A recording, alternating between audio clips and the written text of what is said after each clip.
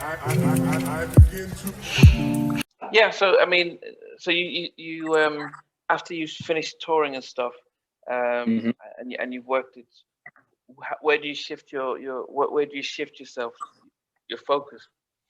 Well, then it was just like back in the saddle again. I mean, once you don't have a deal, nobody's like just taking care of you for nothing, you know. So at about maybe 15, 16, 17 years old, I started, a barber messed my hair up one time, and then I kind of fixed it. And so I discovered that I cut hair a little bit on myself, and then people gave me a little chance to do that. And then all of a sudden, a OG of mine knew a guy, a slick dude who had a shop. And at 17 years old, I got a real job as a barber. Go Wow. figure. No license. I was in there cutting. Next thing you know, I'm cutting for real, razors, everything, and doing the whole nine. So here's a factoid. Jay Step, my brother was named Jay Step because of the way he walked. You can just notice him from a while. He's like, he just walks like Mr. Bentley on George Jefferson. Good evening, Mr. J. Like he has that little bounce when he walks. My name as producer, people call me Bermuda now, because that was the late 90s. Someone named me that. But in the in the 90s, before the Motown album in 94, I used that name, Ken Spin, as you hear on the album, prominently featured, because that was my barber name. Like, because I got good and fast. So I was known to, I'll put the clippers to your head and just spin you. And you done. It wouldn't have been cool if the cut wasn't good, though. Yeah. So I give you the same joint. You could pick it out. You could do whatever. Your shape up ain't gonna fade. Like, how you give me a cut just as good as anybody else to cut that's fast, So I was always fast.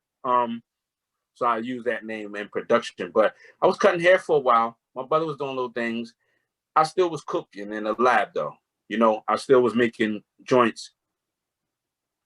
So one day, a OG of mine and a youngster of my dad's named McKinley Horton, who came up under Harold Melvin. He was younger than them, though. He went on to he didn't make his name in Philly International. He made it around them, but not in that system. So Harold Melvin basically raised him, and so did my dad.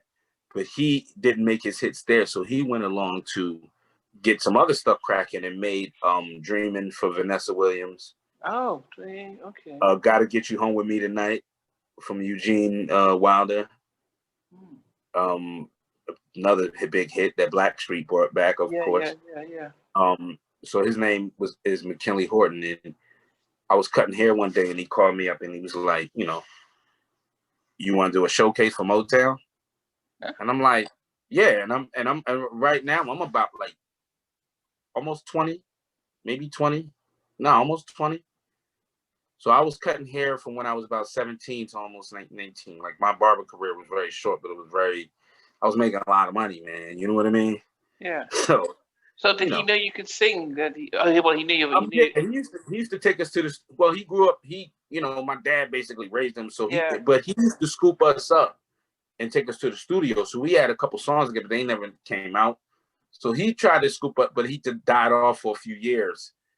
And then he just popped up and called me. It's not like we had demos. He just asked me that I want to, like, was I ready? Like, if I hadn't had any joints ready or was in tip top shape to go, it would have been like, nah, man, I'm cutting hair, man. I'm chilly, man. You know what I mean? Yeah. I'm comfortable, man. You know what I mean? But I was still get ready to turn 20, in my little Ken Spin prime. So I didn't have to second guess it. I was like I was waiting in prison, waiting to get out. Like, but it wasn't like I was trying. I just had the ammo. So when he called me, I already had demos. I went up to the Army Navy store, got my brother and I some. So I had a little bread. I told you I was cutting hair. I was making some dough. So I went and got us like Desert Storm gear, the sand army gear, and some dope Timbs, the nice reddish brown Timbs with the green suede around it. They were some good ones too, man. and then got all that. Told my brother, He like, what up? I had some demos. They didn't even make the album actually. So they brought us to California in this kind of in this what would you call it, a audition studio type of thing, Okay. or wherever it was, a little sound stage thing. So they was like, go in that door right there. It's like those one of those doors with the bar across, the industrial little bar. You Yeah, push yeah, it yeah, in, yeah. the exit sign on top. I don't know what to expect on the other side of the door. They weren't like, you're gonna perform at a show. I didn't get a chance to see the venue. It's a showcase. Yeah, People are gonna be there. So they like, that door over there. I'm like, that door over there? And they like, yeah, I walked over, I just kicked it. Like kicked the bar and just, so the first thing they saw was my foot come through the door, like what they say, kicking the doors, right? Kicking doors. Yeah, So I yeah. didn't really have nothing to lose, man. You know what I mean? Don't neither than my brother. We weren't looking like we were entitled to anything. We just was like, bam, kicked in the door, walked in. It was Gerald Busby. No, was Gerald there? I don't know. Steve McKeever, though, his right-hand man, vice president. Darryl Jones, who wound up, our A&R, who wound up signing us. Darryl Jones, huge, Darryl. But Darryl was just starting off then. Robin, I think, our video coordinator in the whole company, and maybe a few people walking around doing some. It wasn't anybody large, like it wasn't a large. I don't mean that way. It wasn't a large crowd in Yeah, numbers. It was just 5 people sitting in the chair like this, very like that. Very kind of intimidating. You know what I mean? Because you could feed off of a crowd. Yeah. You get all down low. Ooh, we had the girls go great. All that. I didn't really, I wasn't really into that per se, but whatever, whatever it takes. I mean, we want to interact with the crowd. I'm going to try and ham it up. Everybody knows our style. Like, we don't go too crazy with the hamming it up. We do a thing here. But it wasn't nobody to feed off of. It was just them, like, Shows what you got. sitting in the chairs. We did the joint. I really, really honestly, bro, I didn't think we did bad, but I didn't think we was going to get a deal. But what did you perform? A couple demos I had. One song called Just a Taste of Love, and one song called I Heard You Had It Going On Without Me. That wasn't in the title, but that was how it went. I heard you had it going on without me. It's like, it was a song I wrote about some chick who, got some other dude or whatever. And then Just a Touch of Love, kind of like a little, little sexy song, kind of like a 187-ish, but sexy kind of song. And, I think so. It was cool. It was cool, but I know we had to cut some more jams, you know what I mean? So I got on some other. So at this time then, based on how you were dressed and looked, do they think, okay, because Uptown was doing something with MCA was doing stuff with them, Uptown, and Motown really didn't have that sound. So do they think the image kind of said, okay, we've got something here? I think, well, Darryl was from Trenton, so he's an East Coast dude. And I know that the people that there were from out the West Coast, basically kind of, maybe it was a breath of fresh air too, because I mean, you can get what you're going to get out there all the time, but we kind of came from a different place and gave them something different. Plus, we kind of have a little West Coast flavor to us at that time too. Even when we signed, it was kind of like that. We're always listening to Quincy Jones and Heatwave and everybody that recorded over, So what was it like then when they said, look, we're going to offer you a deal? How did you, your mom, your brother, how did you guys take it? On one hand, I wasn't like, I didn't feel entitled to it. And then on the other hand, I kind of was like, okay, you know what? I don't, and I just got some good news like yesterday. It was very dope news, man. And I kind of was like chilling, or like I remember getting my first car, ripping the plastic off my first, BMW. And I remember driving off the lot like, he just like, put the top down, let out a scream, man. At least, you know what I mean? You can enjoy it. But you know what? I'm always thinking of the work that has to be done with those accomplishments. Or what's next, So I did feel like well, shit, this is cool. You know what I mean? Like, I'm Yeah. like, all right, this is cool. This is cool. Like, what's up? And then, now you're on a little schedule. And I knew how I felt from the first time a little bit. So we were familiar, my brother and I, about what it took. But I definitely was kind of cool to live again in that way because I wasn't looking for it. I was because cutting hair, but something in the back of my mind always made me cut records. So I was ready. So that's everybody. If you don't have to get ready, if you stay ready, right? Yeah. Did you guys? Because you mentioned your mom was managing you. Was she still managing you at this point, or who did you get to different? She had a piece. She had a piece, and we had another manager too. And she would share in the management with my manager at that time. And So we kept. And what about contracts? I mean, so you've had one. You've been signed at an earlier age, so you might have had a bit more of an understanding of how much you're getting, points and royalties and all that stuff. Yeah, I was doing more, so of course I had to be more savvy. But still had a lot to learn. Compared to what I know now. You know what I mean? So.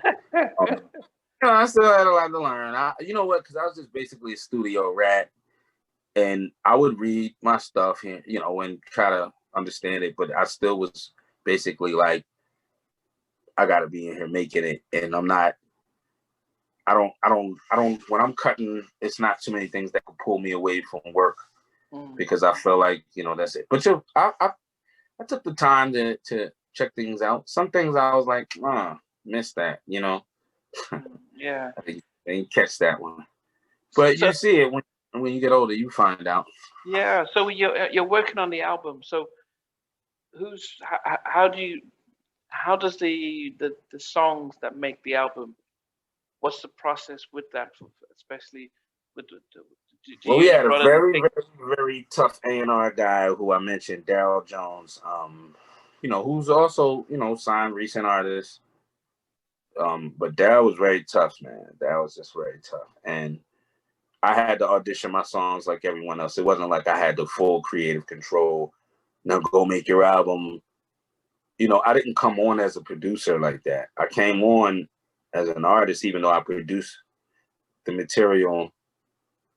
Everybody always made us prove ourselves, man. You know what I mean? And it was But did they cool. know It's that you cool. could produce, or did they know you guys could write and produce? And you didn't Yeah, need but to it was go. like, let's hear the hits. I mean, because now that we have a deal, we're in competition, not in that way, but now our songs have to match up to producers that are getting budgets. Yeah. So they've been proven to make hits. They've been out there making hits. We had a lot of help on our first album with a lot of hit makers, but it wasn't nothing I produced. Like, we write on the album. I knew how to produce then, but I never had done anything that came out. I was pretty cool when I was 14. I could make a jam. You know what I mean? Yeah. I So could make a jam. but on your Motown album, how much production did you get to do? A lot, a lot. Well, songs maybe what 13 albums, maybe 13 songs and interludes and stuff. So I'll just say, Mike Salisbury from Portrait. The group Portrait, of course. Yeah. Here we go again, baby. Mike Salisbury, we did a song. I wanted to do Steve Arrington, Over. See, we were funny. Like, I picked the song to do Over, and then we just picked him as a producer to do it. So we didn't never have that thing like, I must produce all of the song. Like, I never did the Prince joint. Like, shout out to Prince. I mean, he deserves to produce everybody's album. He deserved to produce everybody's album in total.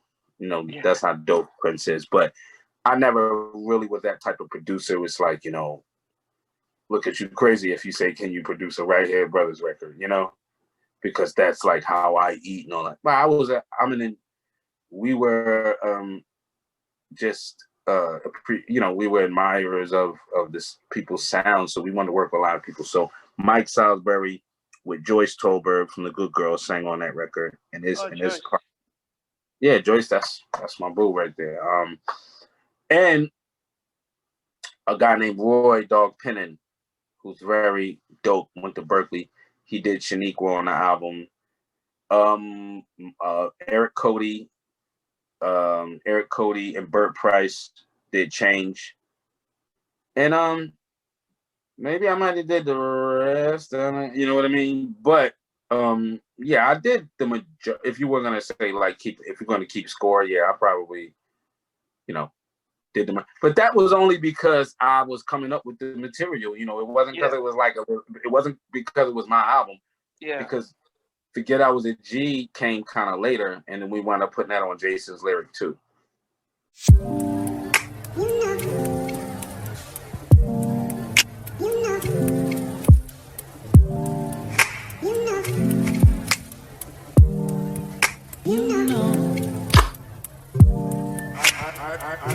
I begin to